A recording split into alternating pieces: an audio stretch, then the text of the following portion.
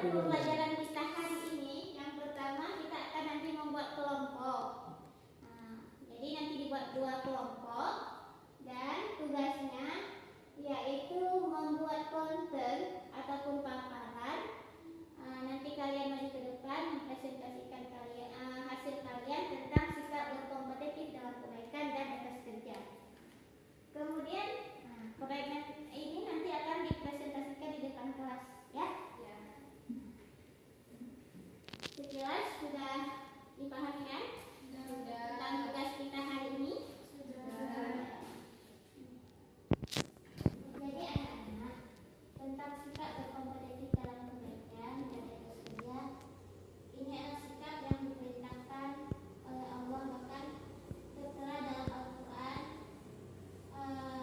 dalam surat Al-Maidah ayat 48 dan surat At-Taubah ayat 105. Ini menandakan bahwa sikap kompetitif dalam kebaikan dan etos kerja sangat penting dalam kehidupan sehari-hari. Karena dengan sikap berkompetitif kita akan selalu melakukan kebaikan-kebaikan, berlomba-lomba. Siapa yang tidak menunggu orang lain berbuat kebaikan baru kita buat, sehingga akan terciptanya sifat yang istiqomah dalam berbuat kebaikan. Dengan ada sikap istiqomah dalam berbuat kebaikan, maka nanti akan hadir dalam hati kita keikhlasan dalam berbuat kebaikan, sehingga ketika kita melakukan kebaikan amal saleh tidak lagi menjadi sebuah beban, tidak lagi menjadi sebuah keterpaksaan, malah akan menjadi sebuah keikhlasan dan ingin terus berbuat kebaikan. Begitu juga dengan kerja keras. Kerja keras ini adalah cara ataupun ikhtiar kita untuk mencapai kesuksesan. Karena suatu kesuksesan itu diraih berawal dari kerja keras dan diiringi oleh doa. Kita mau mendapatkan juara, maka harus belajar dengan sungguh-sungguh. Kita mau mendapatkan pekerjaan yang layak ataupun yang hebat, yang mempunyai pengaruh besar dalam hidup kita, maka kita harus juga belajar. Nah, dari sini maka perlunya kita menanamkan sifat berkompetitif dalam kebaikan dan etos kerja. Bagaimana caranya? Yang pertama harus membiasakan diri untuk selalu melakukan kebaikan dari hal-hal yang kecil. Apa yang selalu kita. Kemudian kerja keras ini juga harus dilakukan secara terus menerus. Juga dilakukan di hal yang kecil.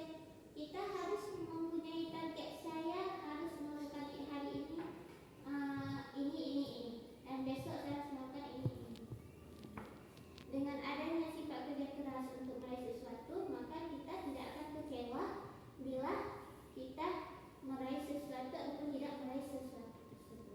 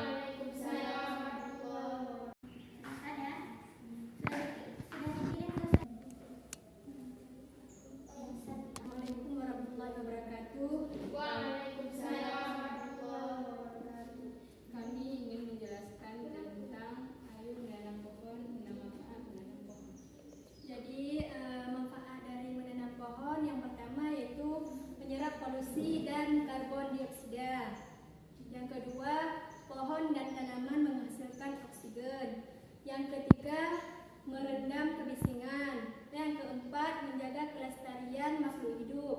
Yang kelima, menjaga kesehatan mental. Dan yang keenam, mengurangi resiko bencana.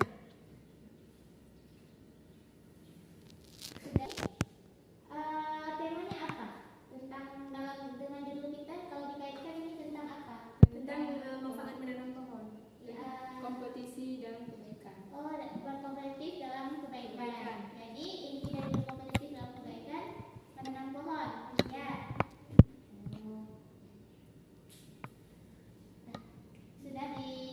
Sudah habis presentasinya? Sudah.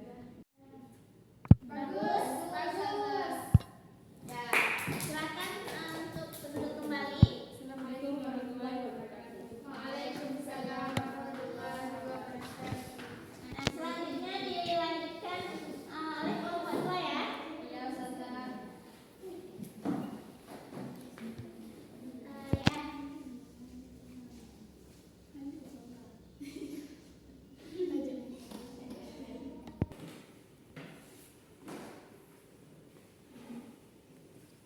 Ini ya hasil kaliannya. Iya, Ustazah. Coba dipresentasikan. Assalamualaikum warahmatullahi wabarakatuh. Waalaikumsalam warahmatullahi wabarakatuh. Kami ingin Assalamualaikum warahmatullahi wabarakatuh. Waalaikumsalam warahmatullahi wabarakatuh. Kami ingin mempresentasikan masalah bersama lawan korupsi. Di sini kita menjelaskan dampak negatif korupsi dan dampak memberantas korupsi. Dampak negatif korupsi dapat dibagi menjadi 4 bagian. Yang pertama, menghambat pembangunan nasional. Yang kedua, merusak kepercayaan masyarakat terhadap pemerintah. Yang ketiga, Assalamualaikum warahmatullahi wabarakatuh. Waalaikumsalam warahmatullahi wabarakatuh. Jadi kami ingin mempresentasikan masalah bersama lawan korupsi. Korupsi adalah perbuatan yang dilakukan oleh pejabat publik atau dia terkait dengan jabatannya. Jadi korupsi terbagi menjadi 2. Yang pertama, dampak negatif korupsi dan manfaat memberantas korupsi. Dampak negatif korupsi menjadi 4 bagian. Menghambat pembangunan nasional. Yang kedua, merusak kepercayaan masyarakat terhadap pemerintah. Yang ketiga, meningkatkan kesenjangan sosial. Yang keempat, melemahkan demokrasi dan hak asasi manusia. Manfaat memberantas korupsi menjadi 4 bagian. 5 pembagian. Yang pertama, meningkatkan pembangunan nasional dan kesejahteraan masyarakat. Yang kedua, memperkuat kepercayaan masyarakat terhadap pemerintah. Yang ketiga, mempersempit kesenjangan sosial. Yang keempat, memperkuat demokrasi dan hak asasi manusia. Yang kelima, menciptakan Indonesia yang lebih bersih, adil dan sejahtera. Sudah selesai. Jadi tema bersama